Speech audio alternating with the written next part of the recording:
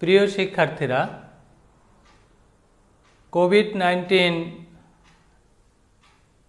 এর প্রাদুর্ভাবে সারা পৃথিবীর শিক্ষা ব্যবস্থা বিপর্যস্ত অবস্থায় আছে। বাংলাদেশ ও এর বাইরে নয়। এই অবস্থায় অনলাইন শিক্ষা ব্যবস্থা তোমাদের পাঠদানে কিছুটা হলেও সহায়ক হবে, এটি আমি আশা করি। আমি মোহাম্মদ লিয়াকত আলী, প্রভাষক, রসায়ন বিভাগ, ভাঙ্গা মহিলা কলেজ। আমি তোমাদের আজ জারণ সংখ্যা, যোজনী ও সালফারের যোজনী সম্পর্কে কিছু আলোকপাত করব। আশা করি তোমরা উপকৃত হবে। আমি প্রথমে জারণ সংখ্যা নিয়ে আলোচনা করছি। জারণ সংখ্যা হচ্ছে কোনো পরমাণুর চার্জ সংখ্যা, অর্থাৎ কোনো পরমাণুর চার্জ সংখ্যাকে তার জারণ সংখ্যা বলে। কোনো পরমাণু আয়ন এর চার্জ সংখ্যাকে তাদের জারণ সংখ্যা বলা হয়। যেমন সোডিয়াম একটা পরমাণু। এই সোডিয়াম পরমাণু এটি নিরপেক্ষ একটা পরমাণু, এই কারণে এর চার্জ 0, তাই আমরা এর জারণ সংখ্যা 0 বলে থাকি।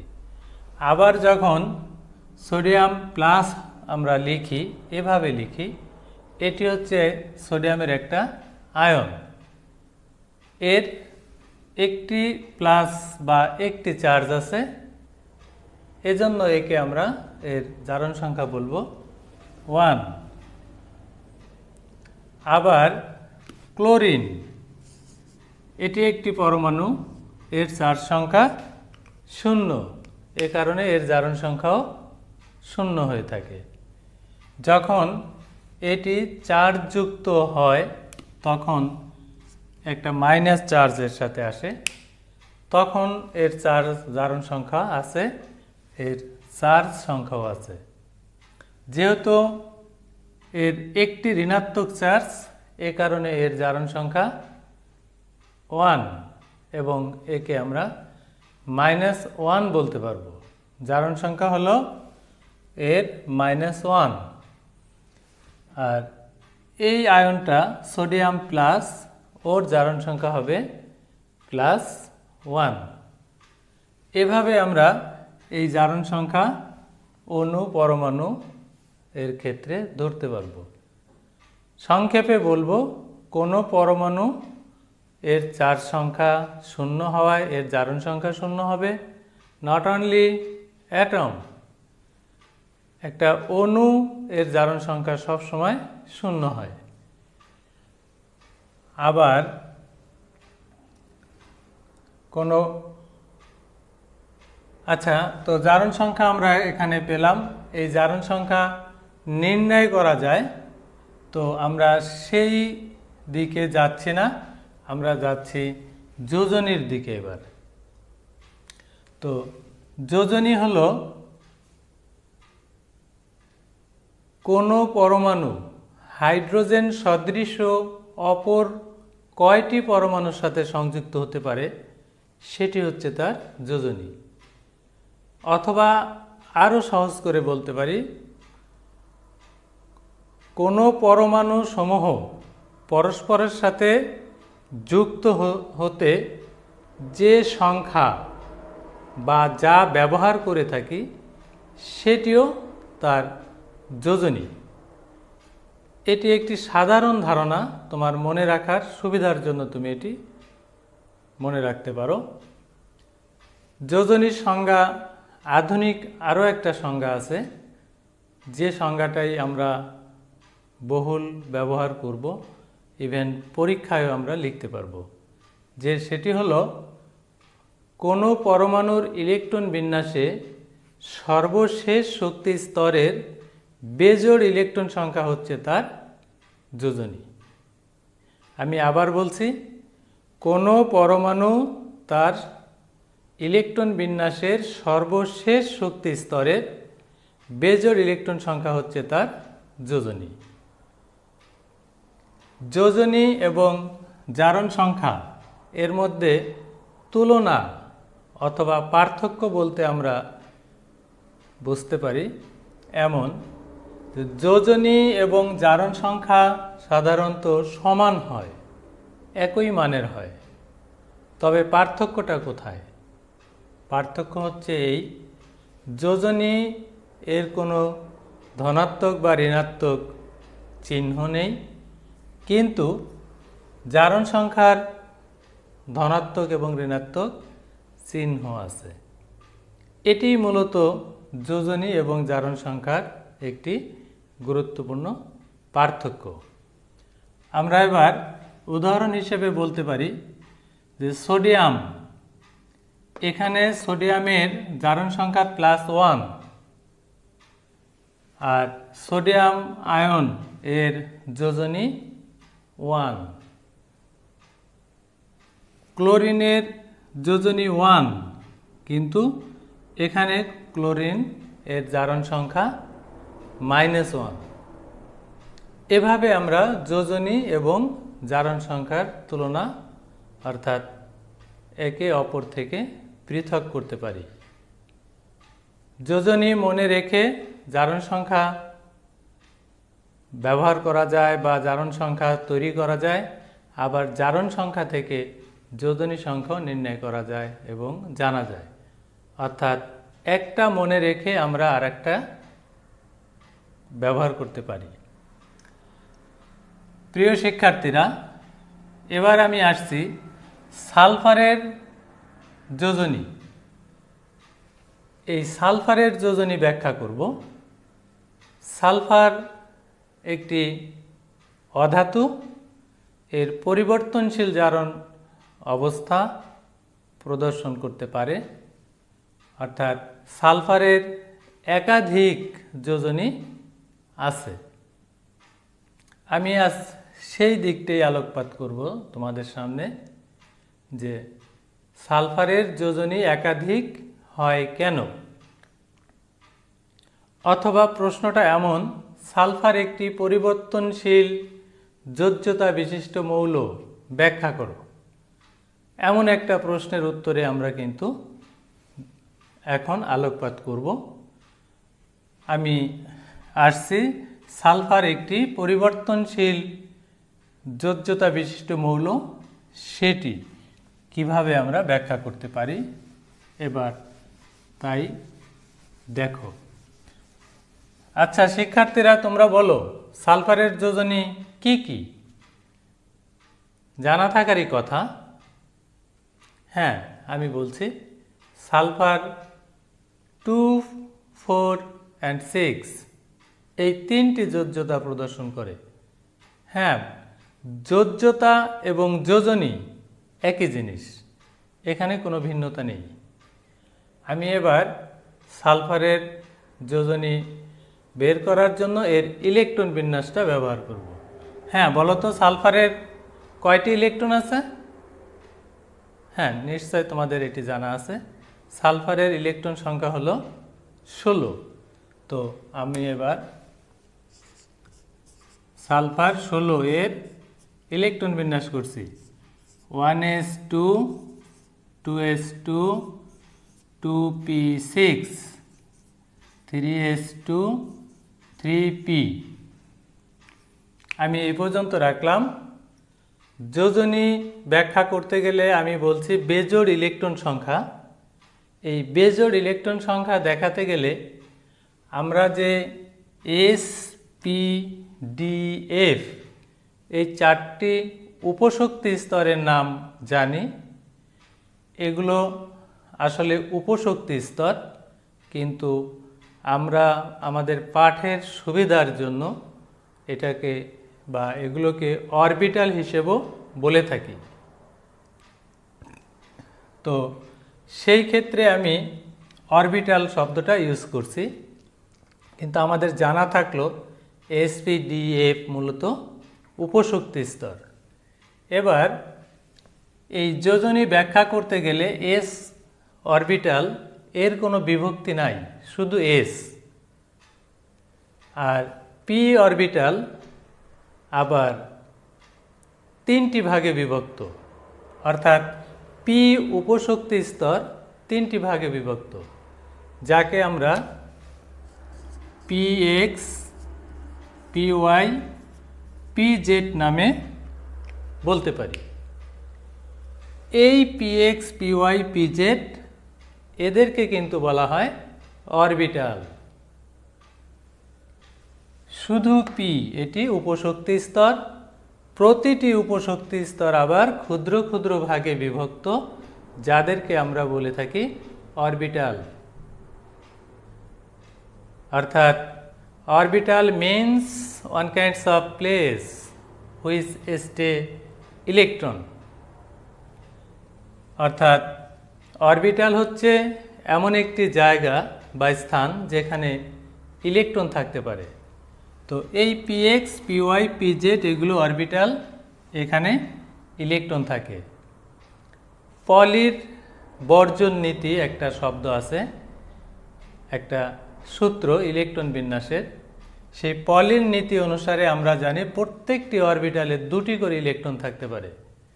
তো এখানে দুটি ইলেকট্রন, এখানে দুটি ইলেকট্রন, এখানে দুটি ইলেকট্রন থাকতে পারে, 2 2 সর্বোচ্চ পরিমাণ। তাহলে px py pz মিলে 6টি ইলেকট্রন হলো। এ কারণে আমরা কিন্তু জানি p এর ইলেকট্রন ধারণ ক্ষমতা হলো সর্বোচ্চ 6। আচ্ছা শিক্ষার্থীরা, আমি সেদিকে বেশি যাচ্ছি না। ও আরেকটু কথা না বললেই নয়, ঠিক একই রকম ডি অরবিটাল কিন্তু 10টি ইলেকট্রন থাকে ডি অরবিটালে, অর্থাৎ ডি উপশক্তি স্তরে। সেই ডি উপশক্তি স্তর আবার 5টি ভাগে বিভক্ত, যাকে আমরা D X Y, D Y Z, D Z X, D X square minus Y square, D Z square.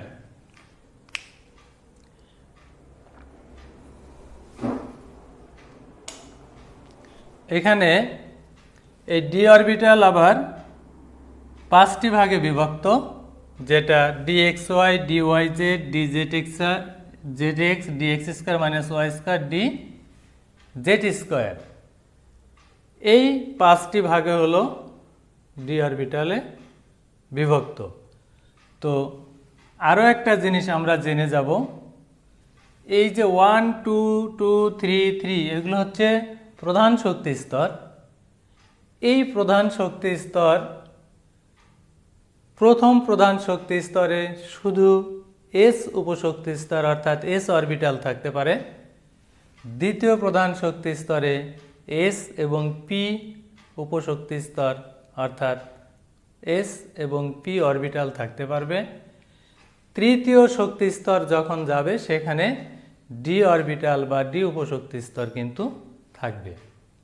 দ্বিতীয় শক্তি স্তরে কোনো ডি উপশক্তি স্তর বা অরবিটাল থাকবে না। এটি কিন্তু আমাদের মাথায় রাখতে হবে। এবার আমি এখানে সালফারের যে ইলেকট্রন বিন্যাসটা আছে সেখানে দেখা যাচ্ছে 6 আর 2 8 আর 2 10 আর 2 12টা ইলেকট্রন অলরেডি দেওয়া হয়ে গেছে, আর আমার 4টা ইলেকট্রন বাকি আছে। তো সেখানে 3px 3py 3pz, তো একটা একটা করে ইলেকট্রন আগে আমি দিব 1 1 1।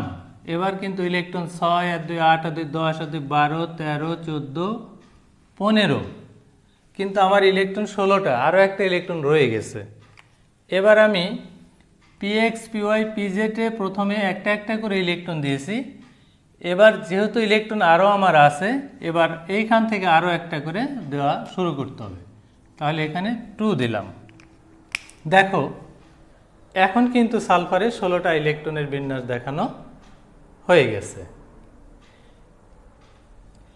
যেহেতু ইলেকট্রন বিন্যাসের সর্বশেষ শক্তি স্তরের বেজোড় ইলেকট্রন সংখ্যা তার যোজনী প্রকাশ করে, তো এখানে দেখা যাচ্ছে পি 3py-তে একটা ইলেকট্রন আছে, 3pz-এ একটা ইলেকট্রন আছে।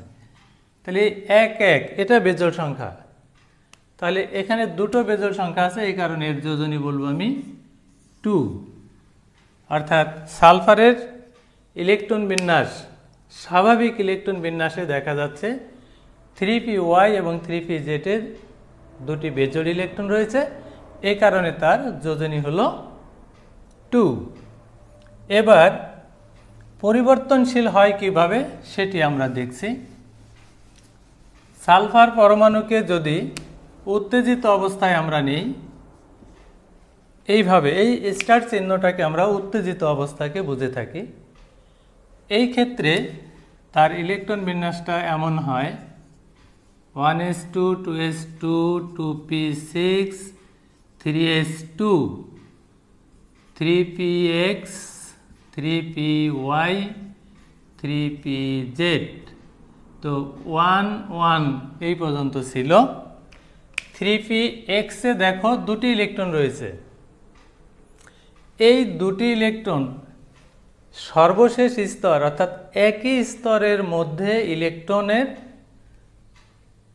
আপ ডাউন হতে পারে, স্থান পরিবর্তন করতে পারে। যেহেতু উত্তেজিত করা হয়েছে তাহলে ইলেকট্রনের নড়চড় ঘটবে, এটাই স্বাভাবিক। তো সেই ক্ষেত্রে এই তৃতীয় স্তরে কিন্তু 3d ডি অরবিটাল আছে। আমি কিন্তু পূর্বে বলেছি তৃতীয় স্তরে ডি অরবিটাল আছে, এখানেও কিন্তু ডি অরবিটাল রয়েছে। সালফারের ইলেকট্রন 16টা, বেশি নাই, তাই ডিতে ইলেকট্রন আমরা দিতে পারি নাই। কিন্তু যদি পরিস্থিতি সেরকম সৃষ্টি করা যায় তাহলে কিন্তু ইলেকট্রন ডিতে যেতে পারবে। তো এবার আমি উত্তেজিত করে 3px এর যে দুটো ইলেকট্রন আছে সেখান থেকে একটা ইলেকট্রনকে নিয়ে নিলাম, নিয়ে 1 দিলাম, আর নিয়ে যাওয়া ইলেকট্রনটা আমি 3dxy সেইখানে দিয়ে দিলাম। এবার দেখো 4টা বেজোড় হয়েছে, 1 2 3 4। যেহেতু বেজোড় ইলেকট্রন সংখ্যায় তার যোজনী প্রকাশ করে সেহেতু এখানে যোজনী 4। এবার আমি আরও এক্সাইটেড অবস্থায় যদি নিতে চাই তাহলে সেখানে দেখা যাবে 1s2 2s2 2p6 3s, তারপর 3px 3py 3pz 3dxy। তো অলরেডি 1 1 1 1 এইভাবে 4 যোজ্যতা প্রকাশ করছে এই অবস্থায়। একে যদি আরও এক্সাইটেড অবস্থায় আমি নিতে পারি, এর তৃতীয় স্তর 3s এর দুটো ইলেকট্রন কিন্তু রয়েছে। তো এখান থেকেও একটা ইলেকট্রন ভেঙে গিয়ে অর্থাৎ উন্নীত হয়ে 3dyz এ উন্নীত হতে পারে বা যেতে পারে। এবার কিন্তু দেখো কয়টা বেজোড় হয়েছে, 1 2 3 4 5 6, তাহলে তার যোজনী সংখ্যা হলো 6। বন্ধুরা এবার তাহলে আমরা একটু পুনরায় আলোচনায় আসতে পারি যে সালফার পরমাণু তার স্বাভাবিক ইলেকট্রন বিন্যাসে 3py এবং 3pz এ একটি করে ইলেকট্রন থাকায় তার যোজনী 2 প্রকাশ করে। তাকে উত্তেজিত করলে 3px2 থেকে একটি ইলেকট্রন উন্নীত হয়ে 3dxy তে যেতে পারে, ফলে তার বেজোড় ইলেকট্রন সংখ্যা দাঁড়ায় 4, তাই তার যোজনী 4 হয়। আরও উত্তেজিত অবস্থায় আনলে সালফার তার 3s থেকে একটা ইলেকট্রন উন্নীত হয়ে 3dyz এ যেতে পারে, তখন তার বেজোড় ইলেকট্রন সংখ্যা হয় 6 বা 6, তখন তার যোজনী হয় 6। আমি এখানে dxy yz zx কিন্তু ভেঙে দেখাইছি। তো প্রথম ইলেকট্রনটা dxy তে গেছে, দ্বিতীয়টা dyz এ গেছে। আরেকটা ব্যাপার যেটা তুমি বলতে পারো, হ্যাঁ এখান থেকে পিতে তো ইলেকট্রন আছে, আরও কেন এখান থেকে যাবে না? সেটি হলো আমি বলেছি সর্বশেষ স্তরের ইলেকট্রনগুলোর মধ্যে তাদের স্থান বিনিময় হতে পারে, উন্নীত হতে পারে। তো এখানে 3s 3px 3py 3pz 3dxy 3dyz এই তৃতীয় স্তরের মধ্যে কিন্তু ইলেকট্রনের স্থানান্তর ঘটছে। এটি কিন্তু দ্বিতীয় স্তর 2p6, এই দ্বিতীয় স্তর এর পূর্ববর্তী স্তর। তাহলে পূর্ববর্তী স্তর থেকে কিন্তু ইলেকট্রন যেতে পারবে না, যাবে না। এ কারণেই এই পর্যন্তই তোমার ইলেকট্রন আমরা স্থানান্তরিত করতে পারলাম, আর করা যাবে না। এভাবে আমরা বলতে পারি সালফার একটি অধাতব পরমাণু, এর যোজনী 246, অর্থাৎ সালফার পরিবর্তনশীল যোজনী প্রদর্শন করতে পারে। প্রিয় শিক্ষার্থীরা, আশা করি তোমরা বুঝতে পারলে। আজ এ পর্যন্তই। আগামীতে আমি ফসফরাস এবং আয়রন এরাও পরিবর্তনশীল যোজ্যতা প্রদর্শন করে সেটি নিয়ে তোমাদের সামনে আবার হাজির হব। ভালো থেকো সবাই।